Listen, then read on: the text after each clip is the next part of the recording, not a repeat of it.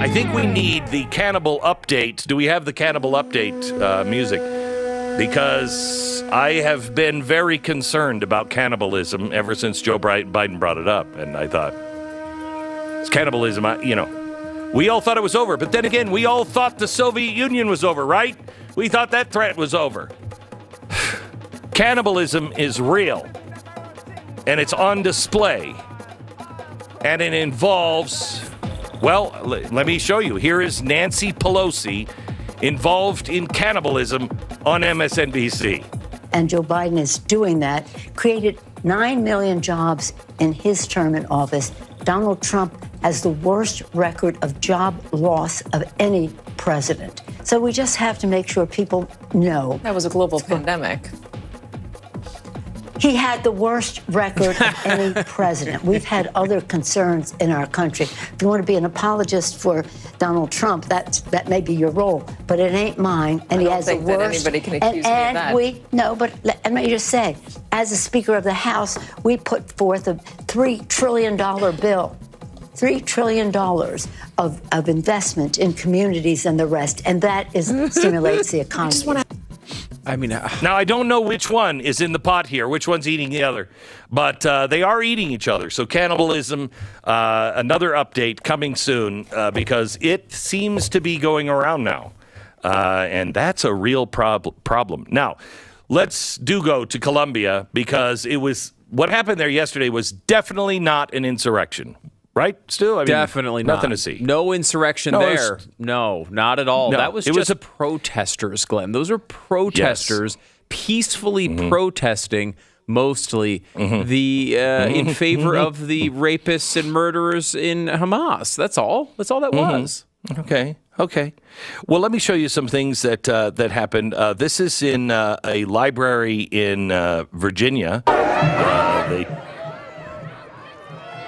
I mean, listen to that noise. The librarian, her head exploded immediately. She was like, shh. There were riot police were there. They stormed and took over the library at the Virginia Commonwealth University in Richmond, Virginia. And they continued to talk out loud, not in whispers. And it was not good. It was not good. Here is from UCLA, a Jewish student that is being blocked from using the main entrance. I have my ID right here. I'm being blocked off, not by the security guard, but by you two. You three. Oh, look, they're making their burger while I'm going this way. Excuse me. This is what they do. Everybody, look at this. Look at this. I'm a UCLA student. I deserve to go here. We pay tuition. This is our school. And they're not letting me walk in. My class is over there. I want to use that entrance. Why can't they go? Will you let me go in? This can be over in a second. Just let me and my friends go in to class. We're not engaging in that. Then you can move. Will you move? We're not engaging in that. Okay, we're going. They're not engaging. I'm going in. I have my hands up. His hands are up. I'm not hurting them. I'm not hurting them. That's what they do. That's what they do, everybody. You guys are promoting aggression. You guys are promoting hate. We're UCLA students. We deserve to be there.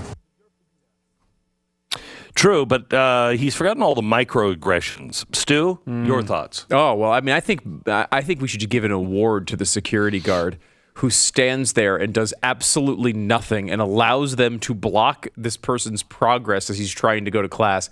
That's just like, wow, you know, he should get a Hamas award. Congratulations to him. I mean, that's completely unbelievable that they're allowing this to go on, and it's happening in campus after campus after campus.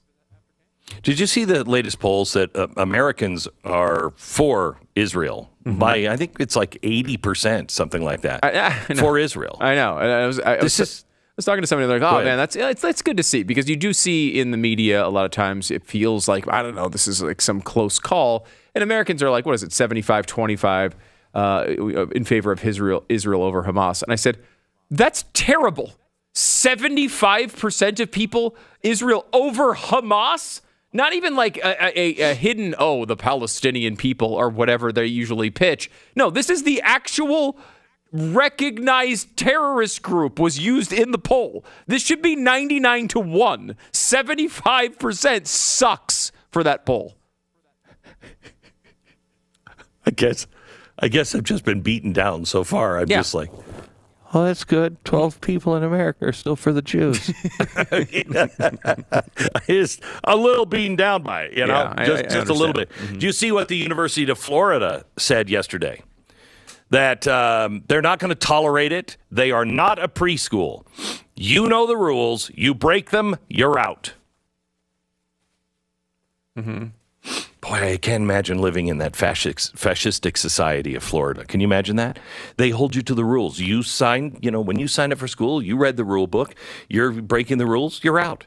Where everywhere else, they're negotiating with these people, you know? And I just think negotiating with terrorists is such a smart idea. It's so today, you know, so open-minded, so woke, so great. So one of the I think it was Northwestern negotiated to have Palestinians, you know, come up and speak on campus. So they're gonna get some, I don't know, Hamas members. Why not? They did it with the Nazis. They literally did this exact same thing with the Nazis in the 1930s. Why should we expect a different outcome? It's the same kind of people, the same group of people. They're fine with that. Totally fine with that. By the way, Spielberg is now doing propaganda for Joe Biden. No, he's not. He's looking into ways. It's not propaganda. He's looking in ways to enhance the president's message and help that message get out, like Nancy Pelosi just did. I love that. She was shocked when somebody in the media turned around and said it was a pandemic. But that's what everybody says. Play that again. This is what everybody says to their television when they hear that stat. Everybody says that. And Joe Biden is doing that, created 9 million jobs in his term in office. Donald Trump has the worst record of job loss of any president. So we just have to make sure people know. That was a global pandemic. He had the worst record of any president. We've had other concerns in our country. If you want to be an apologist for Donald Trump, that may be your role, but it ain't mine. And she doesn't have any real comeback for it. No. She has never been challenged on that. She's literally stunned in that moment that someone would point out to her the most obvious thing in the world that every single voter understands. And this is showing up in the polls like crazy, that people don't even look at the pandemic as part of Trump's economy. They don't judge it that way. They look at it and they say, well, it was doing really well before this really terrible thing that happened. Obviously a lot of jobs were lost, and obviously American people want coming back to work after it was over, and Biden's trying to take credit for all that. And what the most fascinating part about this is, if you're going to criticize Trump on his performance in the economy when it comes to the pandemic, you're going to hit him on the shutdowns, right? Like, he was in favor of the shutdowns early, which, okay, I think that's a fair criticism. Certainly from the right, it's a fair criticism. However, the Democrats supported every single one of those policies and tried to drag out the shutdowns for another year and a half after Trump stopped supporting them.